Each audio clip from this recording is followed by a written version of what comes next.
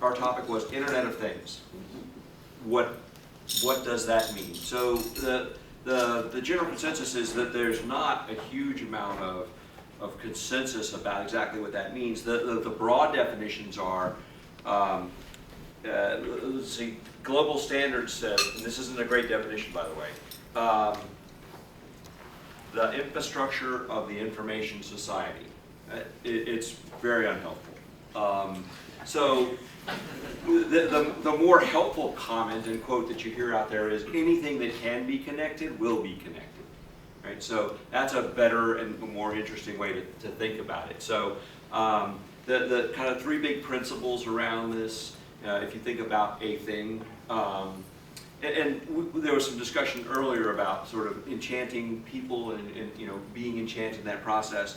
And there's a couple people out there writing about this, that when it's a really well-designed thing, it can become a really enchanting object.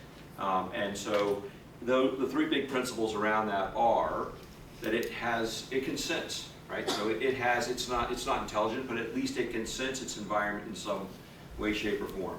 It's connected, right? It can be connected to a localized network, but in general it's connected to the internet, and it can act, or it can allow you to act. So there's an actionable piece of information in that process. There are medical devices out there, and one of the examples we had was a hospice and critical care company that has medical devices in the home, which it's either monitoring blood pressure and then dialing back into a system. It can be monitoring pill compliance, a lot of things that can go on, or it might be ventilating. There's a lot of things, particularly in hospice, where there's much more critical services happening. If there's a power outage, this device may have a battery backup.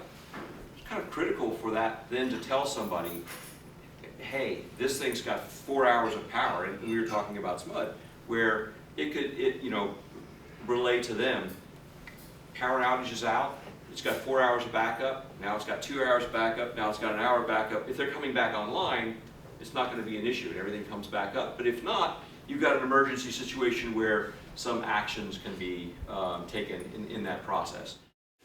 Yeah, so I put the UPS spin on this, similar to what Keith talked about in terms of medical related shipments. So right today, if someone ships, a manufacturer ships a high-end injectable that needs to be temperature controlled as it moves through our network, we have methods to intervene with that particular shipment, but it's all based on the tracking information. So everybody knows the big long 16-digit tracking number that's on every box.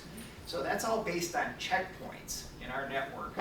But how cool would it be if there was a technology out there that could place a chip, it was very inexpensive by the way,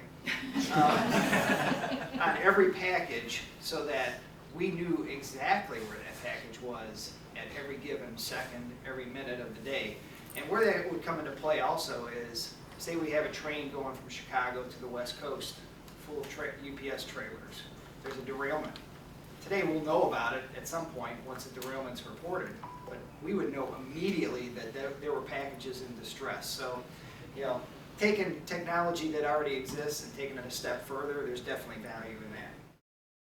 So basically, Internet of Things, IoT, the way I think of it is, it's a benign version of Skynet. You all know Skynet, right? That's what it is. But instead of conspiring against you, with each other, it's things talking to things. It's things talking to things to make your life easier, and that's what we want to do. But that's not actually the point. The point is, it's going to happen. It's happening already, right? Our devices already have these, and more are going to happen. The Fitbit, locking out the fridge, right? Which might happen. So, if all those things are happening, what kind of impact is it going to have on our contact centers? We have just migrated, we transformed our call centers into contact centers. We might have to think about changing that again. What do we have to transform that to?